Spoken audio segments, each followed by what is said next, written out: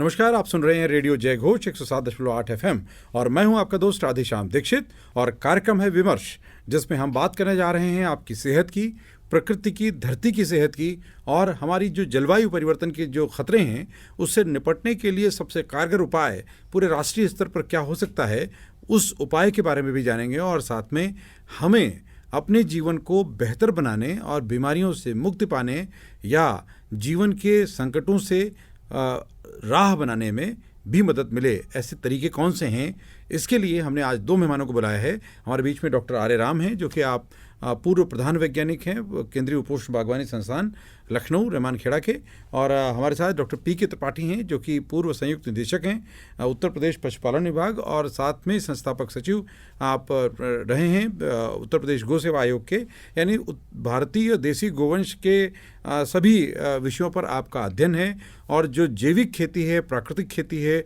उस पर डॉक्टर आर्य राम का विशेष अध्ययन है और आप सब जो है देश के जो वरिष्ठतम लोग हैं उनमें शुमार होते हैं। और आज हम इनसे बात करने जा रहे हैं प्राकृतिक खेती, जैविक खेती और खेती के संकटों के समाधान के बारे में, जो आपके सेहत से भी जुड़ते हैं, आपकी थाली से, आपके आहार से, आपके जीवन से। आप दोनों का बहुत बहुत स्वागत है डॉक्टर साहब हमारे स्टूडियो में जय घोष में। और हम लोग जीवन के संकटों के समाधान की ओर जय घोष करने के लिए आपको हमने आमंत्रित किया है। तो सबसे पहले आप ही से बात करते हैं कि हमारी थाली में कितना जहर है और उस जहर के साथ में धरती में कितना जहर है और ये सारे खतरे जलवायु परिवर्तन को कैसे दावत दे रहे हैं, उनका समाधान की तरफ भी हम आपके जो प्रयास हैं, परिणाम हैं, उस पर भी बात करेंगे। देखिए, किसी भी फसल के लिए अगर उसको बैलेंस डाइट दिया जाए तो 17 पोषक तत्व की ज़रूरत पड़ती है और पिछले 20-30 सालों से केवल NPK ही दिया जा रहा है धरती में।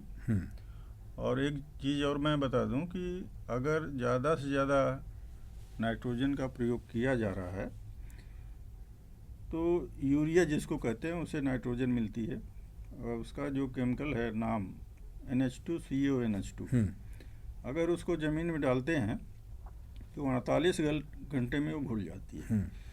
और कोई ऐसा पौधा नहीं है जो 48 घंटे में पूरा नाइट्रोजन ले ले।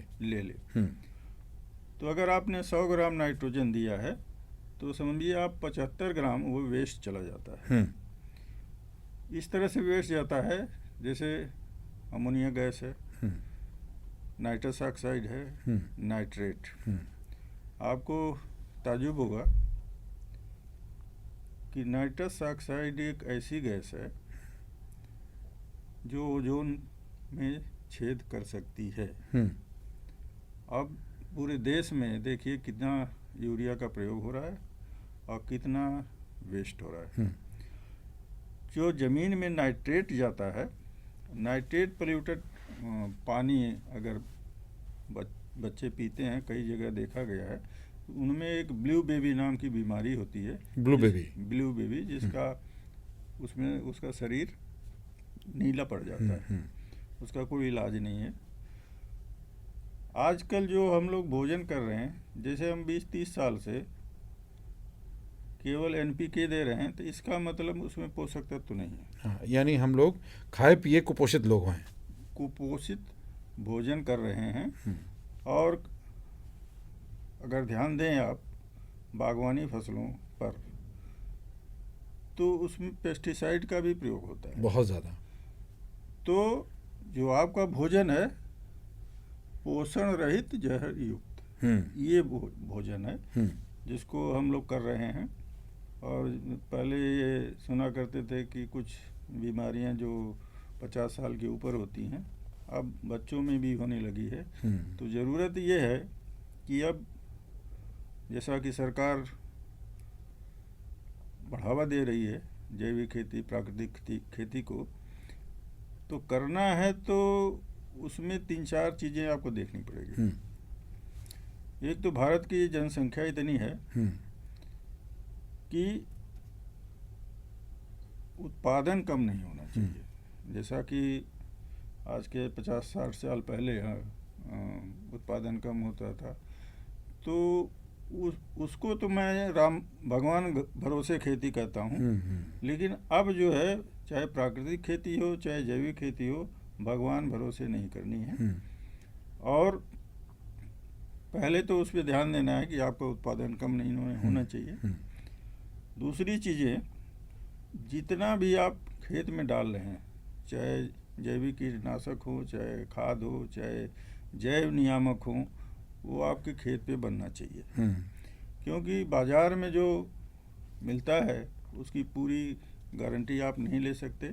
गुणवत्ता की गारंटी नहीं ले सकते। हाँ जी। साथ में चूंकि जीव हैं, जैविक है, तो उसकी भी चक्रण में वो इफेक्टिव है कि नहीं। जैसे मैं जीवामृत का उदाहरण दे दूं, 7 दिन में बनता है, अगले 7 दिन में आपको प्रयोग करना है। हाँ। तो अगर बाजार से खरीदते हैं तो कितने दिन का पता नहीं, महीने भर का बना हुआ है, तो उसको डालने से कोई फायदा नहीं। उसमें बैक्टीरिया नहीं है, मर जाएगा, वो लाभदायक जीवाणु नहीं है। दूसरा, धीरे धीरे कंपोस्ट का प्रयोग बहुत ही कम हो गया है। तो जैविक कार्बन, जो ऑर्गेनिक कार्बन है ज़मीन का, मृदा का, वो बहुत कम हो गया है। तो ये घन जीवामृत, अमृत पानी, पंचगव्य, काउपेट, पिट, BD 500, ये तभी काम करते हैं जब जैविक कार्बन आपके खेत में हो। तीसरा बिंदु ये है कि आपकी तकनीक सस्ती होनी चाहिए और किफ़ायती और प्रदूषण मुक्त होना चाहिए। ये बहुत महत्वपूर्ण बात की है आपने। और प्राकृतिक खेती, जैविक खेती जो है वो इस दिशा में बहुत महत्वपूर्ण भूमिका अदा कर रही है। तो ये ध्यान रखना है। और उसमें हर चीज़ों का, जैसे एक ही फसल लेते हैं, ज़्यादातर लोग गेहूं लगा दिए, धान लगा दिए, गन्ना लगा दिए, लेकिन जैविक खेती, प्राकृतिक खेती में कई सारी एक साथ फसलें ली जाती हैं। जैसे दलहनी फसल, अगर दलहनी फसल आप नहीं लेते हैं तो आपकी उर्वरा शक्ति धीरे धीरे कम होती है। क्योंकि दलहनी फसलों की जड़ों की गांठों में कुछ गांठें होती हैं जिसमें राइजोबियम बैक्टीरिया होता है। और सबसे ज़्यादा वातावरण में जो आपकी नाइट्रोजन है वो 78.23% सबसे ज़्यादा है, वो उपलब्ध है, बस उसको लेने वाला चाहिए। उसको वही बैक्टीरिया जो जीवाणु हैं वो वायुमंडल से लेके ज़मीन में, मृदा में डालते हैं। तो एक दलहनी फसल हो, फसल चक्र हो, जैसे एक ही खेत में टमाटर लगाते जा रहे हैं, तो बट नेचुरल है कि उसमें तरह तरह के जो लाभदायक जीवाणु नहीं हैं, जो बीमारी फैलाने वाले कवक है, वो फैल जाते हैं। उनको रोकने के लिए आपको बहुत सारा पेस्टिसाइड का प्रयोग करना पड़ता है। तो फसल चक्र, हरी खाद, मिक्स क्रॉपिंग, अंतर फसलें, कंपोस्ट का प्रयोग, ये सब देखना पड़ेगा, तभी हम उत्पादन रासायनिक खेती के बराबर ले सकते हैं। बहुत महत्वपूर्ण बात आपने की है। चूँकि आप एक बायोडायनेमिक कैलेंडर का भी इस्तेमाल करते हैं और आपका ये कहना है कि अगर आप कृषि पंचांग जो है उसके अनुरूप खेती करते हैं तो 25% तक अंतर आपने प्रयोगशाला में, अपने परीक्षण में भी, खेत में आपके परीक्षण में भी पाया गया है। तो इसका विस्तार कितना ज़रूरी है? किसानों को इसको मानना, इसको समझना कितना ज़रूरी है ताकि उनकी उपज भी अच्छी हो, और क्या इसका क्वालिटी पर भी असर पड़ता है? ये आपने बहुत अच्छी बात करी है। जितने भी काम होते हैं, जैसे सरकारी मीटिंग हुई, यहाँ पे हम लोग आए हैं, टाइम था, टाइम टेबल था, उसी के अनुसार हम लोग आए हैं। तो खेती भी टाइम टेबल से होनी चाहिए। तो उसमें बायोडायनेमिक खेती में एक बायोडायनेमिक पंचांग का प्रयोग होता है। उसमें खेत की तैयारी से लेके कटाई तक का दिन तारीख निश्चित हो जाती है। अगर आप समय से कोई काम करते हैं, इसका मतलब आधी सफलता आपको मिल जाती है। उसमें बहुत सारी चीज़ें हैं। मैंने तो करीब 22-23 साल उसका प्रयोग किया है। कीड़े बीमारी कब लगेंगे उससे आप पता कर सकते हैं उस बायोडायनेमिक कैलेंडर से। बहुत सारा हमने नॉर्थ ईस्ट में, मिजोरम, नागालैंड, मणिपुर में आज भी किसान वो मांगते हैं कैलेंडर 1 जनवरी को, हर साल मांगते हैं, क्योंकि 10 से 15%, इवन 20% तक उसमें उत्पादन ज़्यादा मिलता है। और क्वालिटी तो जैविक प्राकृतिक में बट नेचुरल है। जो भी आपका प्रोड्यूस होगा, उत्पादन होगा, उसकी क्वालिटी अच्छी रहती है रासायनिक की तुलना में। आपने बहुत महत्वपूर्ण बात की है और हमारे किसान साथियों के मन में बहुत सी जिज्ञासाएं होती हैं, लेकिन कई तरह के उत्तर मिलने पर एक संकट खड़ा हो जाता है कि व्यक्ति जाए तो किधर और निर्णय करे तो क्या। तो चूंकि डॉक्टर आर्य राम इस बात के लिए, इस विषय के लिए अधिकृत व्यक्ति हैं और देश में आपने इनके जितनी भी प्राकृतिक खेती या ऋषि खेती या बायोडायनेमिक खेती या जैविक खेती, उन सब पर आपने वर्षों अध्ययन किया है, प्रयोगशाला में भी परीक्षण किया है और ज़मीनी तौर पर आपने जो गुण पाए हैं, चूँकि आपने गाय के जो भारतीय देसी गोवंश है उसके गोबर पर भी आपने प्रयोग किया है और आपने काम किया है, और हमारे बीच में डॉक्टर पी के त्रिपाठी उपलब्ध हैं। तो इसलिए मैं सबसे पहले, चूँकि देसी गोवंश आधारित प्राकृतिक खेती, ये गौ आधारित प्राकृतिक खेती को बढ़ावा सरकार भी दे रही है, भारत सरकार ने भी स्वीकार किया, ज़मीन तौर पर बहुत से किसानों ने इस पे समर्थन में बात भी उठाई है। लेकिन आप एक पशु चिकित्सक होने के नाते आप देख रहे हैं कि अभी गौ पालन लोग छोड़ रहे हैं, तो प्राकृतिक खेती करना और उस गौ पालन को जोड़ना, ये दोनों आपस में लाभदायक हैं। जो कि आपने कहा कि एनपीके थ्योरी से पोषक तत्व फसलों में कम हुए, तो क्या गौओं के उत्पादकता पर भी इसका कोई असर, उनके चारे में पोषक तत्व कम होने से पड़ा है? इस पर भी आप थोड़ा प्रकाश डालें। नहीं, देखिए, उत्पादकता जो है वो डीएनए से है, जेनेटिक है, लेकिन इस उत्पादक को उत्पादन में बदलना, उत्पादकता को पूरी तरह से प्रयोग में लाना, ये हमारा फीड पर, आहार पर डिपेंड करता है। और आहार में भी जो हरा चारा हुआ, भूसा हुआ, जैसा भी डॉक्टर साहब ने बताया, बहुत बढ़िया चीज़ है कि अगर हम चारे पर भी एनपीके का प्रयोग करना शुरू कर दें, निश्चित ही चारा बढ़ जाएगा, लेकिन वो जाएगा तो शरीर में, और जब शरीर में जाएगा तो निश्चित है कि उसका दूध या दूसरे जो उत्पाद हैं उस पर असर करेगा, और जो उसको पोषक तत्व है वो उसको नहीं मिल पाएंगे। माने इनडायरेक्ट वे में अगर उसका हरा चारा खा रहा है तो वो पोषक तत्व उसको भी नहीं मिलेंगे, उसके उत्पाद भी नहीं मिलेंगे। दूसरा, इसी के साथ ही जब पोषक तत्व नहीं मिलेंगे तो उसका उत्पादन भी नहीं बढ़ेगा।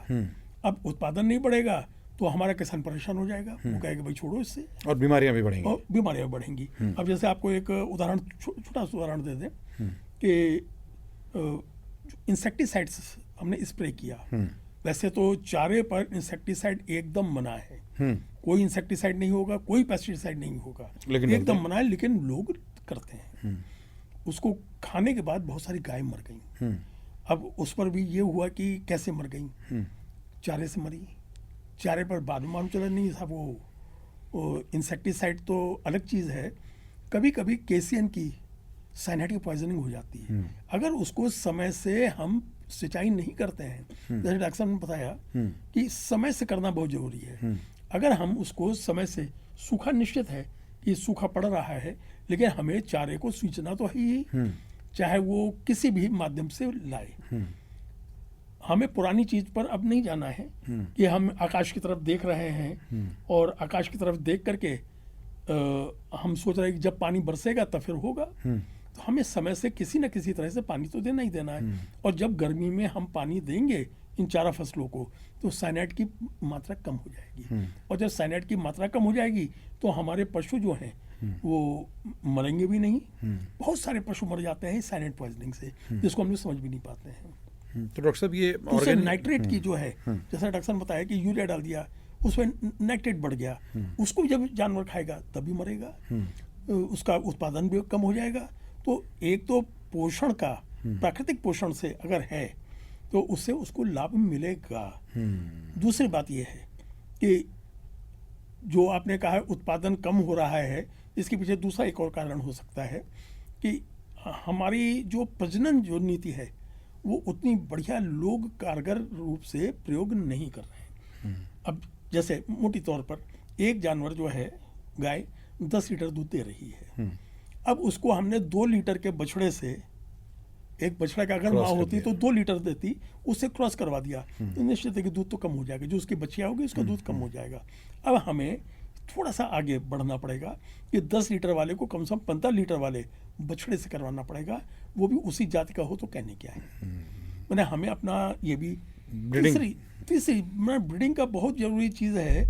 मैंने तो देखा है कि गाँव में जानवर गर्म हुआ और उन्होंने छोड़ दिया, कैसे उसकी ब्रीडिंग हो रही है ये किसी को भी नहीं मालूम है। उनका बच्चा हुआ, बच्चा किस तरह से हुआ ये भी नहीं मालूम है। जबकि हम लोग जो बताते हैं कि जैसे ही अगर जानवर जो है आखिरी का 2 महीना जब गाभिन रहता है, आखिरी के 2 महीने उसको मिनरल मिक्सचर्स जरूर दें। मिनरल मिक्सचर जैसे डॉक्टर ने बताया कि पोषक तत्व, तो उससे सभी पोषक तत्व तो मिल जाएंगे, उसके बच्चे को भी मिलेगा। फिर उसका असर क्या पड़ेगा दूध पर, दूध ज़्यादा होगा, दूध भी ज़्यादा होगा, उसका बच्चा भी मजबूत होगा, और वो अगली बार से समय से गाभिन भी होगी। अब जैसा लोग कहते हैं कि बरसेल होनी चाहिए, बरसेल माने क्या, 300 दिन तो उसका लैक्टेशन होता है, 300 दिन वो दूध देती है, और 2 महीना मैंने 60 दिन उसको सूखा रहना है। तो 60 को 90 दिन भी हम कह सकते हैं। तो 365 से लेकर के 390 400 मान लेते हैं। अगर 2 ब्यात में इतना अंतर अगर होता है तो वो बरसेल की उसमें आ जाएगा।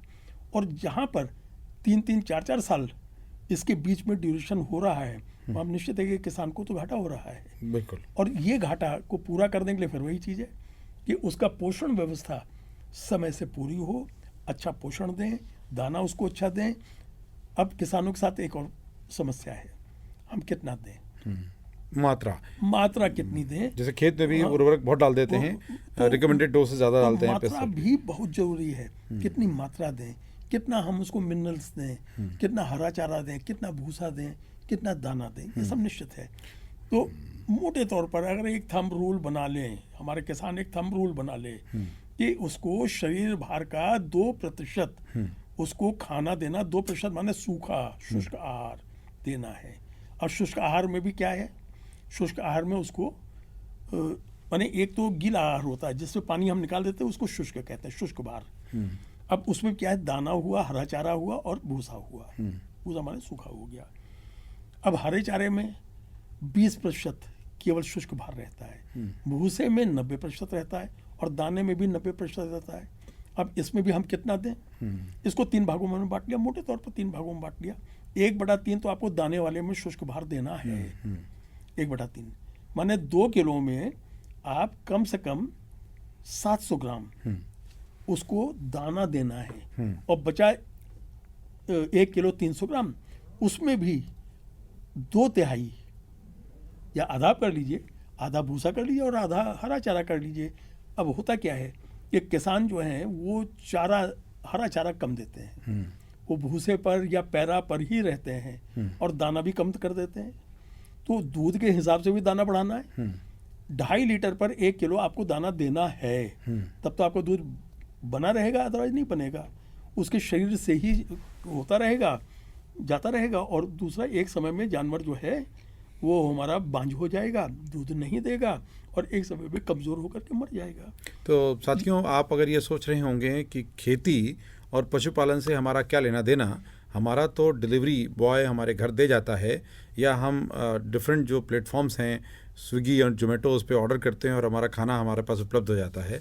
लेकिन अगर आप ऐसा सोचते हैं, यानी जो आपकी गाढ़ी कमाई है वो आपकी थाली में आप ही के ज़रिए जहर के रूप में आपको परोसी जा रही है, और आपका जीवन बड़े ख़तरे के साथ सामना कर रहा है। तो डॉक्टर साहब, ये जो ख़तरे आपने बताए हैं, चाहे वो दूध हो, चाहे वो प्राकृतिक खेती से के बिना जो रासायनिक खेती हो उससे आया हुआ अन्न हो, या अन्य जो उत्पाद हैं, वो ख़तरनाक बहुत हैं और उसके प्रति लोगों को जागरूक होना है। लेकिन अभी ये किसान की जागरूकता भी एक चुनौती है, लोगों की जागरूकता भी चुनौती है। सरकार ने स्वीकार तो कर लिया, लेकिन इसका विस्तार उतना नहीं हो पा रहा है। तो जनता को किस तरह से भागीदार होना चाहिए, इसका तरीका क्या हो सकता है कि दोनों ही अपने स्तर पर भागीदारी करें और दोनों जागरूक हों? देखिए, सरकार तो बहुत कोशिश कर रही है, जैसे बहुत सारे FPO बन रहे हैं, RKBY, PKBY, बहुत सारी स्कीम चल रही हैं, पेपर में, न्यूज़पेपर में आ रहा है, टेलीविज़न में आ रहा है। धीरे धीरे किसान अब जागरूक हो रहे हैं।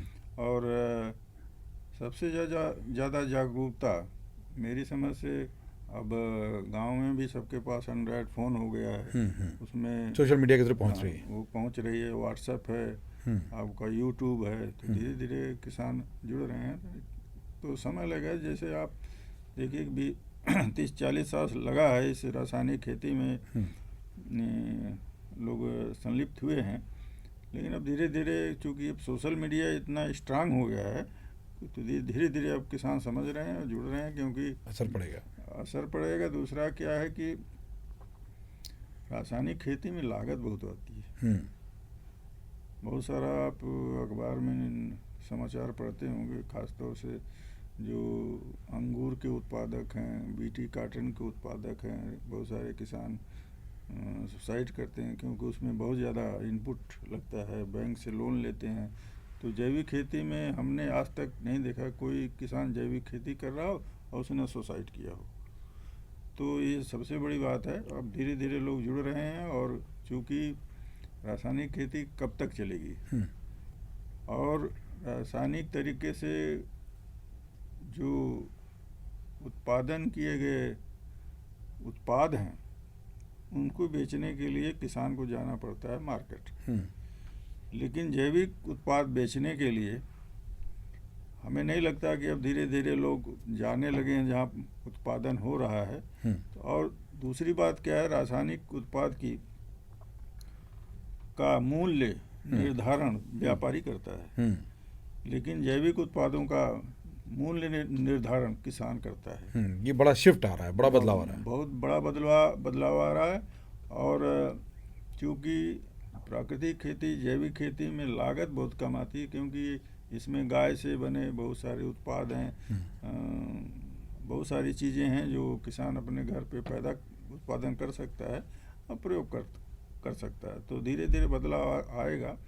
हमें लगता है कि 2-4 साल में बहुत ज़्यादा परिवर्तन आप देखेंगे। डॉक्टर साहब, अपने माध्यमों के उपयोग की बात की है प्रचार प्रसार में, तो माध्यमों के ज़रिए सूचना लगभग देश के हर हिस्से में पहुंच चुकी है कि श्रीलंका जो है वो जैविक खेती की वजह से बर्बाद हो गया, और इसको जो वेस्टर्न इंटरेस्ट रखने वाले लोग हैं इसको और ज़्यादा प्रचारित करके अपने लाभ के लिए काम कर रहे हैं। तो चूँकि आप जैविक खेती और प्राकृतिक खेती के विशेषज्ञ हैं और दोनों का जो वैज्ञानिक पक्ष है वो लगभग एक तरह का है, तो वो समझने की ज़रूरत है। और आप इस तर्क में कितना दम मानते हैं और इस दावे को आप एज ए विशेषज्ञ कैसे देखते हैं, और आपके स्तर पर इसे कैसे समझाया जाएगा कि क्या वास्तविकता है? देखिए, कोई बात या कोई बदलाव तुरंत नहीं होता, लेकिन वहाँ पे देखा गया कि तुरंत सरकार ने घोषणा कर दी कि जैविक खेती करेंगे। कोई पैकेज या प्रैक्टिस नहीं थी, किसानों को उतनी जानकारी नहीं थी, तो बिना प्लानिंग के जो होगा, भारतवर्ष में देखिए कुछ किसान जैविक कर रहे हैं, कुछ रासायनिक कर रहे हैं, उससे सीख रहे हैं, वो उनसे सीख रहे हैं, दूसरा उनसे सीख रहा है। 1998 से भारत में जैविक शुरू हुआ। हाँ, तो वो उससे पहले से ही जो नहीं, हम पैकेज या प्रैक्टिस तो हम बता रहे हैं कि करीब 25 साल से किसान कर रहे हैं, लेकिन वो भगवान भरोसे खेती की बात नहीं कर रहे हैं, 1960 के पहले वाली। तो मेरी समझ से जो श्रीलंका में उत्पादन की कमी हुई या वहाँ पे ऐसा क्राइसिस हुई, पैकेज या प्रैक्टिस नहीं थी, कैसे क्या करना है, क्या ट्रेनिंग नहीं थी, अवेयरनेस नहीं थी। तो वो जल्दीबाजी में जो डिसीजन लिया गया वही कारण है। ठीक बात है। तो ये बहुत महत्वपूर्ण बात है। हम एक छोटा सा अंतराल लेंगे और उसके बाद लौटेंगे, तो हम सब मिलकर अपनी सेहत के साथ धरती की सेहत और जलवायु परिवर्तन में कैसे भूमिका अदा करें, कैसे भागीदारी करें, इस पर भी बात करेंगे। चाहे वो किसान हों, चाहे वो पशुपालक हों, चाहे वो आप जैसे उपभोक्ता जो नियमित, उनके लिए आहार ज़रूरी है। तो लेते हैं रेडियो जय घोष पर एक छोटा सा अंतराल और जल्द लौटते हैं।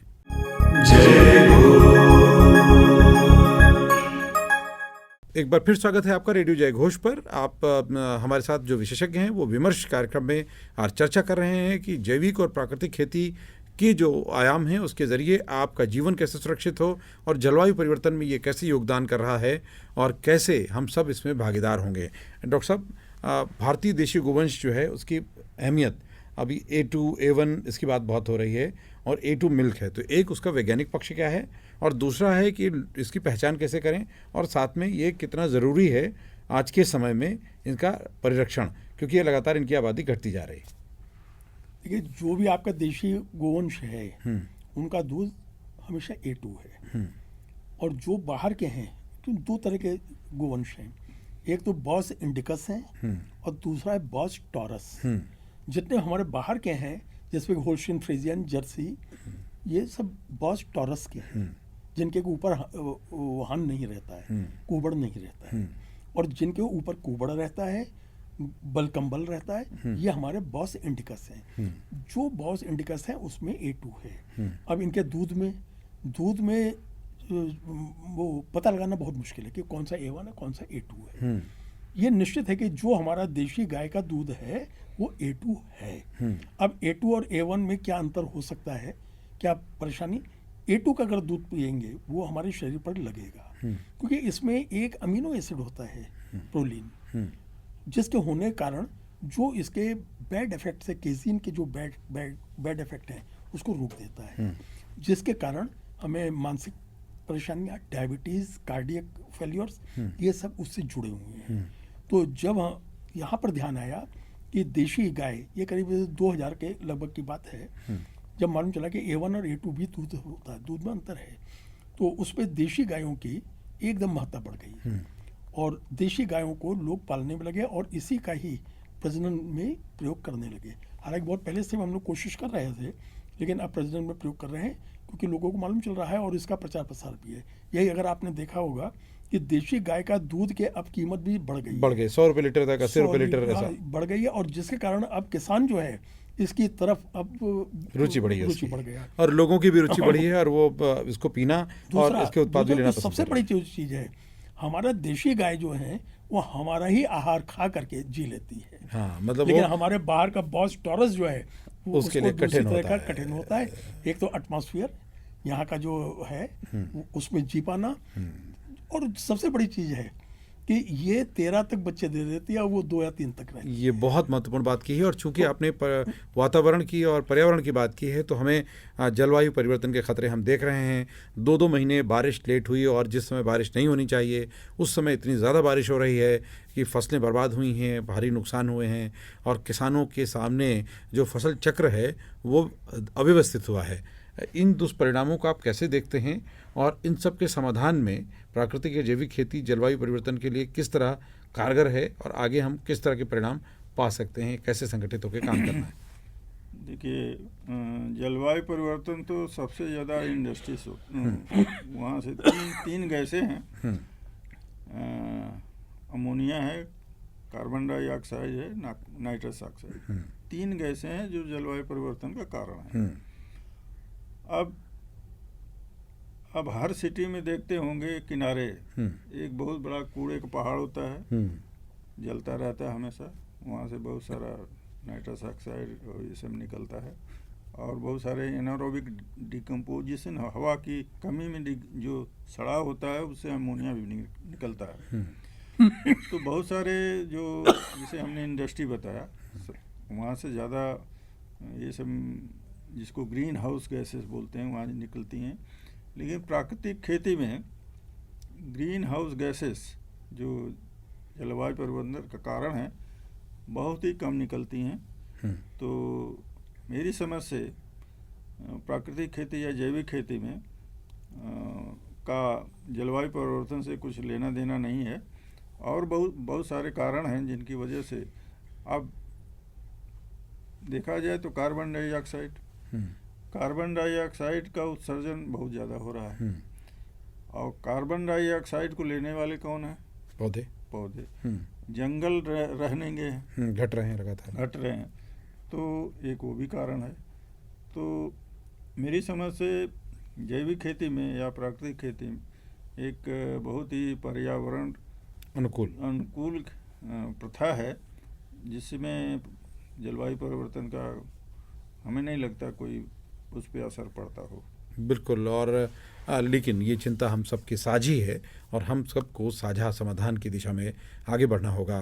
तो ज़्यादा से ज़्यादा जो जंगलों की कटान है वो रुके, इसके लिए साझा तौर पर एक नागरिक की भूमिका आपको भी अदा करनी है, और जो नुकसान हो चुका है उसकी भरपाई के लिए ज़्यादा से ज़्यादा पौधे भी लगाने हैं। और चूँकि प्राकृतिक और जैविक खेती में स्वतंत्र रूप से केवल एकांगी फसल करना लाभकारी नहीं होगा, उससे ज़्यादा लाभकारी है कि बागवानी फसलों के साथ आप तालमेल बनाएं और आप अपने खेतों का भी वितरण करके एक ऐसा व्यवस्थित काम करें जिससे आपके पास आय का भी चक्रण बने और फसल चक्र को भी आप व्यवस्थित कर सकें, और साथ में आपके अन्य अनेक जो पोषक तत्वों को पूर्ति करने वाले फल, सब्जियां, अनाज, दलहन, तिलहन वो शुद्ध रूप में आपके घर में भी आए, आप निरोगी हों, आपका परिवार स्वस्थ हो, और आपके ग्राहक जो देवता के स्वरूप हैं तो उनको भी आप वाकई वो सेवा दे पाएँ, शुद्ध उत्पाद दे पाएँ, शुद्ध आहार दे पाएँ।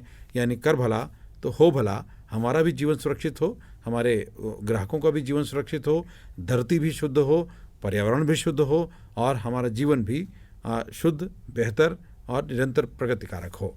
तो रेडियो जयघोष पर आप दोनों मेहमानों का हमारे बीच में परिचर्चा में सम्मिलित होने के लिए हार्दिक अभिनंदन, स्वागत, धन्यवाद। और साथ में आप श्रोतागण और जो दर्शक हैं जो हमारे YouTube चैनल पर इसे देख रहे हैं, देखेंगे, उनको भी अभिनंदन। और साथ में आपका फीडबैक बहुत ज़रूरी है। आप लाइक करें, सब्सक्राइब करें, शेयर करें, ताकि ज़्यादा से ज़्यादा लोगों तक हमारी पहुँच हो पाए और हमारी ये जो बातें हैं, जो कि आधिकारिक बातें हैं, ये आधिकारिक तरह से लोगों तक पहुँचें, उसका लाभ उन्हें मिले। और आपने ऐप डाउनलोड नहीं किया है तो तुरंत डाउनलोड करिए और उसमें अन्य जो कार्यक्रम हैं उनका भी आनंद लीजिए। सुनते रहिए रेडियो जयघोष 107.8 FM। नमस्ते।